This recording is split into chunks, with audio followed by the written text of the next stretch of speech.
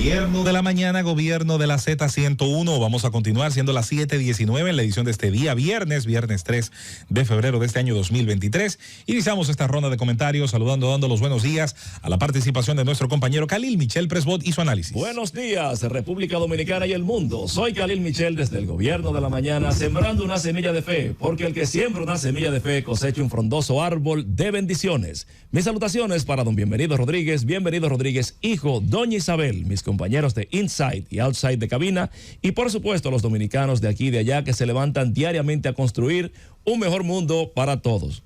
Quisqueyanos, en el día de ayer se conmemoró un aniversario más, el 50 aniversario específicamente del desembarco de Playa Caracoles, con lo que fue la presencia del coronel de Abril, Francisco Alberto Camaño Deñó.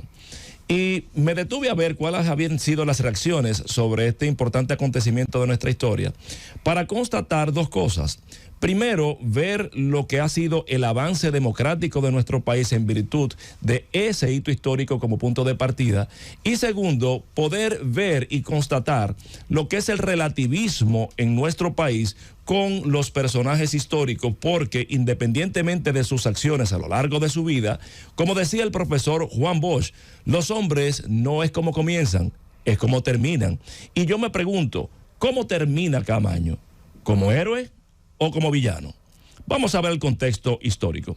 Lo primero es que hay que entender que en 1961 hay un punto de inflexión donde República Dominicana, a través del magnicidio o del ajusticiamiento, como se quiera llamar, pues pone fin a 30 años de dictadura que conforman lo que es la estructura del Estado y, ¿por qué no?, la idiosincrasia del pueblo dominicano.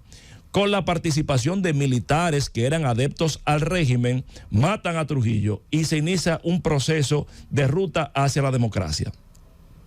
Sin entrar en mayores consideraciones sobre el vacío político que quedó con la llegada del PRD, los movimientos subversivos, lo que era el 14 de junio que ya se había formado en el 59 y la participación estrenada democrática en política, pues se celebran las elecciones, las primeras democráticas en 1962, donde gana el profesor Juan Bosch.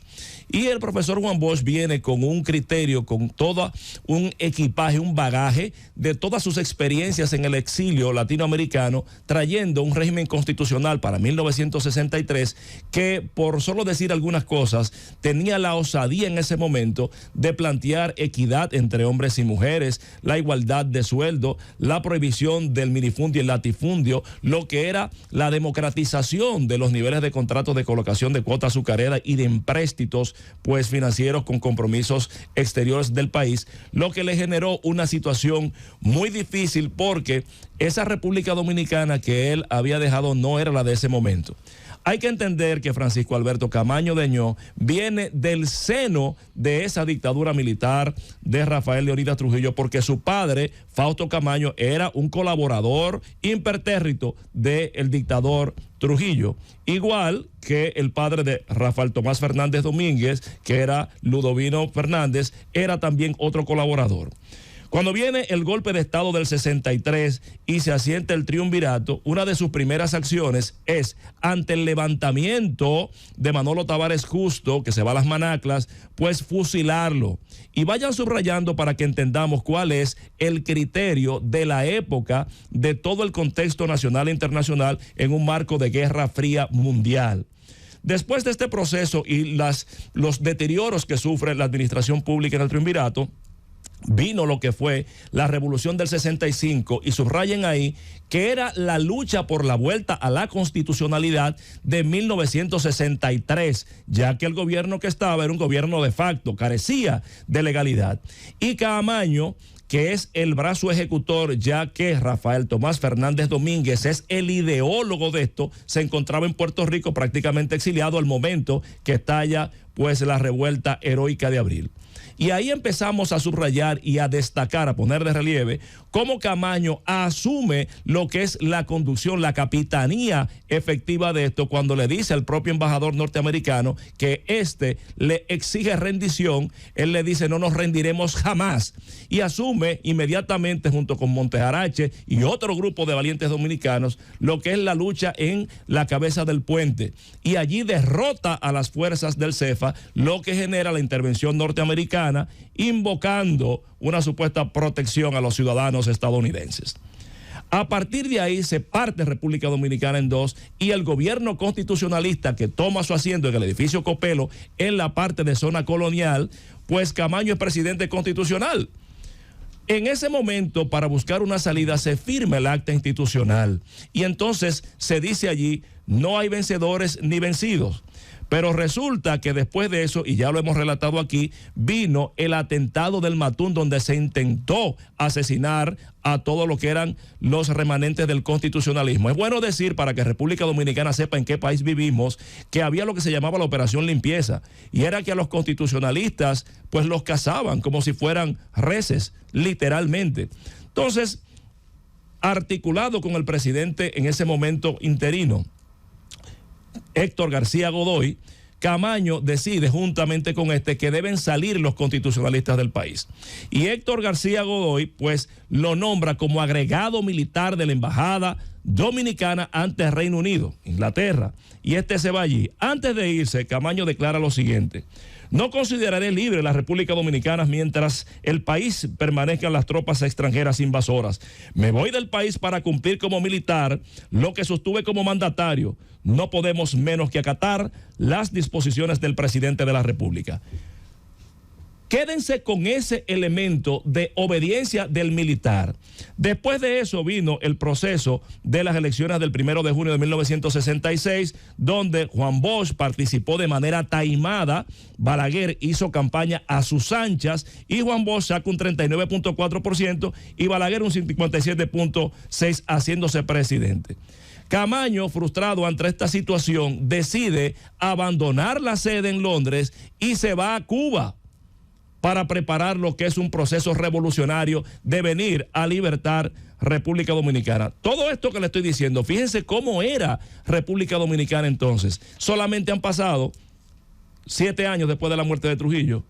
En 1973, Camaño entiende que la vía electoral no es la alternativa y no ve perspectiva de liberación ni de triunfo en República Dominicana por esta vía. Recuerden que en el contexto internacional, por ejemplo, tuvimos el golpe de Estado de Pinochet en Chile en el 73, el golpe del velasquismo en Perú del 68, también en Ecuador, lo que fue el gobierno de Rodríguez en el 72. Entonces, había todo un proceso de acción directa por armas en lo que era la América Latina, que nos honra como cuna. Ante esto, el desembarco se da, y no voy a entrar en mayores consideraciones del proceso, y solamente ver lo que era la República Dominicana de ese momento. Se dice, y ayer entrevistábamos en nuestro programa, Khalil Michel en la Z cada vez más cerca, al hijo de Camaño, directamente su descendiente, y él decía, le preguntábamos, que si era cierto la versión de que Ramón Emilio Jiménez, entonces secretario de Estado de las Fuerzas Armadas, le había informado al doctor Balaguer de que habían hecho preso a Camaño. Y según se dice, Balaguer le dijo a él: en el país no hay cárceles para un hombre como Camaño.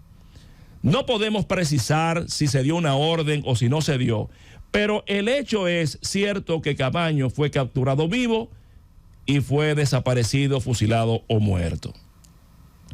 Una de las acciones que se ha dicho y que se ha planteado es que el pueblo no pudo enterarse, ni los resortes revolucionarios que estaban en el país, aunque ya mucho más reducidos, no pudieron enterarse de que Camaño estaba en el país. De hecho, se decía que quien había venido era el que se llamaba Camañito.